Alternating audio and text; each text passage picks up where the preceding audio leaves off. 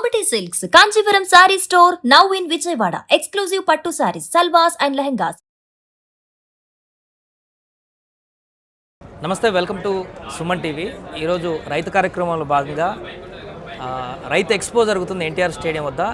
దీంట్లో అనేక రకాలైనటువంటి రైతులకు ఉపయోగపడేటువంటి పనిముట్లు ఉన్నాయి. దాంట్లో ఒక యంత్రం మీద మనం ఉన్నాం. ఇది నేరుగా విత్తనాలను నాటేటువంటి పని చేస్తుందంట. అంతేకాకుండా ఇంకా 2-3 రకాల పనులు కూడా చేస్తుందంట. ఏం పనులు చేస్తుందో తెలుసుకునేటువంటి ప్రయత్నం చేద్దాం. ఈ మిషనరీకి సంబంధించినటువంటి వారు ఉన్నారు. అన్న, ఏంటి ఈ మిషన్ పేరేంటి, దీనివల్ల ఎలాంటి ఉపయోగాలు? సో నమస్తే అన్న, మనము మీరు ఈ స్టాల్ పేరు చూసినట్లయితే సగుణ రీజనరేటివ్ టెక్నిక్ అనేసి ఈ స్టాల్ పేరు పెట్టాము. ఓకే.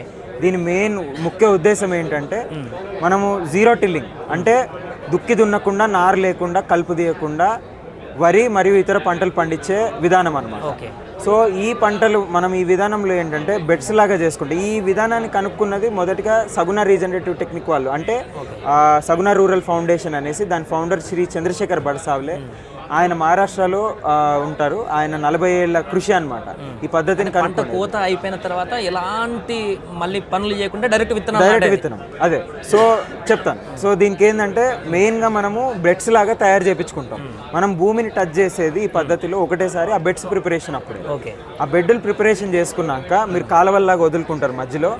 ఈ సీడింగ్ అనేది అంటే వరే కానివ్వండి, ఆర్ లేకపోతే ఇతర పంటలు మొక్కజొన్న కానివ్వండి, ఏవైనా కానివ్వండి, ఇవన్నీ మనము డైరెక్ట్ వెదబెట్టుకుంటాం అనమాట. డైరెక్ట్ డిబుల్ సీడింగ్ చేసుకుంటాం. ఓకే. అది అయిన తర్వాత మీకు పంట వచ్చే దారిలో మనకి ఇనీషియల్గా మనం కొన్ని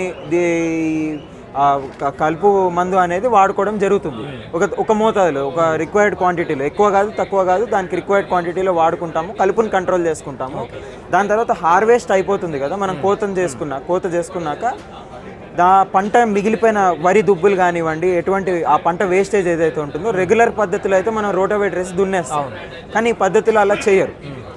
దీన్ని మనం మల్చర్ కానీ లేకపోతే బ్రష్ కటర్స్ వాడి కానీ బేసిక్గా మిగిలిపోయిన దాన్ని రూట్ని టచ్ చేయకుండా, కింద వేరు వ్యవస్థని మనం టచ్ చేయకుండా పైనున్న ఇదిని మాత్రం, మిగిలిపోయిన పంటను మాత్రం పొడి చేసేసి పడేస్తాం అనమాట దాని మీద. అంటే అదొక ఆర్గానిక్ మల్చ్ లాగా మనకి నేల మీద పడి ఉంటుంది. సో దానివల్ల మనకి 2 బెనిఫిట్స్. ఒకటి ఏంటంటే ఆ ఆర్గానిక్ మల్చ్ పడి ఉండడం వల్ల డైరెక్ట్ సన్కి ఎక్స్పోజ్ కాకుండా వాటర్ రిటెన్షన్, నీటిని పట్టి ఉంచే క్షమత అనేది మనకి మట్టిలో పెరుగుతుంది.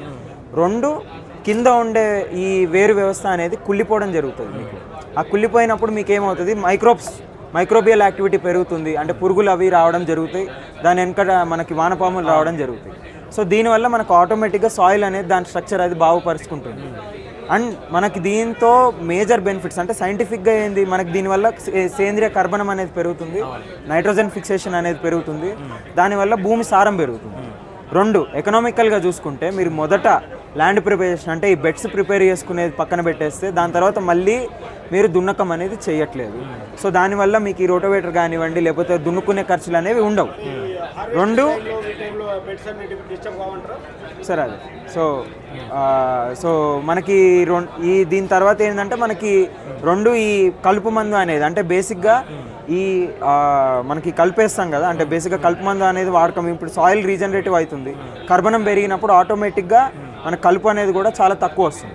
అండ్ ఒక స్టేజ్ దాటిన తర్వాత మీ కలుపు ఈ సాయిల్ బాగా ఎన్రిచ్ అయినప్పుడు ఈ కలుపు వచ్చినా కూడా మీకు అంత హానికరమైన అంటే హాని అనేది మన కాపుకి రావట్లేదు అనమాట. అంటే మట్టి దున్నకుండా ఇదంతా చేయకుండా విత్తనము లోపలికి వెళ్తుందా ఆ టైంలో? అంటే విత్తనం వెళ్తుందండి. ఇప్పుడు డిబుల్ సీడింగ్ అట్లాంటి ఇప్పుడు చాలా పద్ధతులు ఉన్నాయి. డైరెక్ట్గా డిబుల్ సీడర్స్ కానీ లేకపోతే డిస్క్ సీడర్స్ వాడి కూడా మనం ఈ సీడింగ్ అనేది చేసుకోవచ్చు. అండ్ ఈ పంటని ఇప్పుడు మళ్ళీ మనం ఈ మల్చింగ్ చేస్తాం కదా, దాన్ని డీకంపోజ్ చేసుకొని విత్తనం అనేది దాన్ని నెక్స్ట్ తర్వాతి పంట అనేది మనము వేసుకుంటాము. అండ్ ఆ సాయిల్ స్ట్రక్చర్ని బలపరచడానికి, దాని లోపల ఉన్న గుణాన్ని బలపరచడానికి క్రాప్ రొటేషన్ పద్ధతి కూడా ఈ సగుణ రీజనరేటివ్ టెక్నిక్లో వాడతారు. అంటే వరేసిన వెంటనే మళ్ళీ వరి కాకుండా కొన్ని పంట మార్పిడి అనేది ఉంటుందన్నమాట. అది వేసుకున్నప్పుడు మనకి లోపల ఇంటర్నల్గా సాయిల్ స్ట్రక్చర్ బాగుపడుతుంది.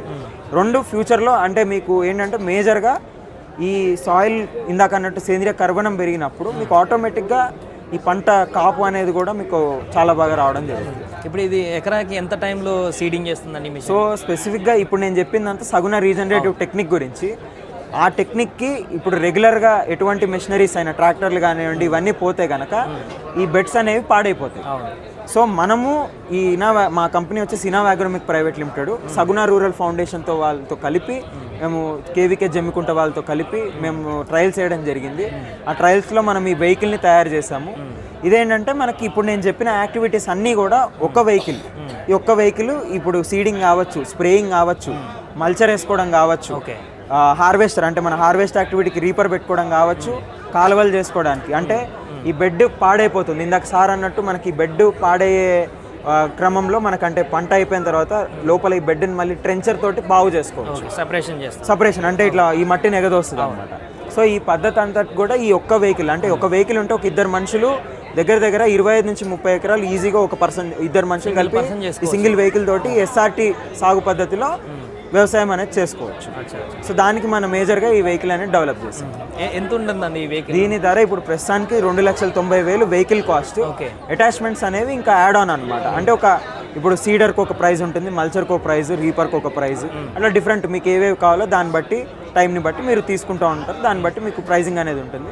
ఓవరాల్ ఎస్ఆర్టీ కిట్ అంటే మీకు ఈ సంబంధించిన ఐటమ్స్ కనుక తీసుకుంటే 5.5 నుంచి 6 లక్షల మధ్యలో దీని రఫ్ ఎస్టిమేట్ ప్రైస్ అనేది ఉంటుంది. ఎట్లా నడుస్తుంది? ఇది కంప్లీట్గా బ్యాటరీ ఆపరేటెడ్ అండి. ఇది బ్యాటరీ మీద నడిచే ఎక్విప్మెంట్ అనమాట. సో ఈ బ్యాటరీ మనకు 5 kWh బ్యాటరీ ఉంటుంది దీంట్లో. సో దీని ఖర్చు వచ్చేసి అంటే ఒకసారి ఛార్జింగ్ పెడితే 5 యూనిట్ల కరెంట్ ఖర్చు వస్తుంది. అంటే ఒక రఫ్గా 30 నుంచి 40 రూపాయల ఖర్చు. ఆ ఖర్చులో మీరు ఒకసారి ఇప్పుడు మల్చర్ వాడుకున్నారు అనుకోండి, మల్చర్ ఆర్ రీపర్ వాడుకుంటే 4 to 6 అవర్స్ మధ్యలో దీని వర్కింగ్ రేంజ్ ఉంటుంది. అండ్ స్ప్రేయింగ్ చేసుకుంటే కనుక 1.5 డే అంటే 14 అవర్స్ దాకా కూడా మీకు స్ప్రేయింగ్ చేసుకోవచ్చు. విత్తనం వేసుకుంటే మీకు విత్తనం వేసుకునే activity 8 to 9 hours, 7 to 9 hours మధ్యలో ఉంటుంది. సో డిఫరెంట్ యాక్టివిటీస్కి మీరు రేంజ్ అనేది ఉంటుంది. అండ్ ఓవరాల్గా దీంట్లో స్పెషల్ ఫీచర్స్ వచ్చేసి ఇప్పుడు మీకు స్పాట్ టర్నింగ్ అవుతుంది అనమాట. బండి అంటే బండి తోలినట్టే, సేమ్ మన స్కూటీ తోలినట్టే, ఎవరైనా పిల్లలు కూడా ఆరామ్సే తోలచ్చు. దీనికి ఏంటంటే దీని స్పీడ్ 20 కన్నా తక్కువ. సో దీనికి ఎటువంటి రిజిస్ట్రేషన్ కానీ లైసెన్స్ కానీ అవసరం లేదు నడిపే వాళ్ళకి. పిల్లల నుంచి ముసలి వాళ్ళ వరకు ఎవరైనా కూడా ఆరామ్సే, లేడీస్, మాకు చాలామంది ఏంటంటే ఫీమేల్ కస్టమర్స్ అనమాట, వాళ్ళు ఈ వెహికల్ని నడపడానికి చాలా ఈజీగా ఫీల్ అవుతారు అనమాట. ఎలాంటి ప్రమాదాలు కూడా వచ్చే పరిస్థితి లేదు, చాలా తక్కువ. 20 స్పీడ్ అంటే చాలా, అంటే వెహికల్ అదే మేడం, ప్రైమ్ ఓవర్ అదే, అటాచ్మెంట్స్ అనేవి మారుస్తూ ఉండాలి. 5.5 to 6 lakhs మధ్యలో ఉంటుంది. చాలా ఉన్నాయి, అంటే 7 to 8 అటాచ్మెంట్స్. రైట్.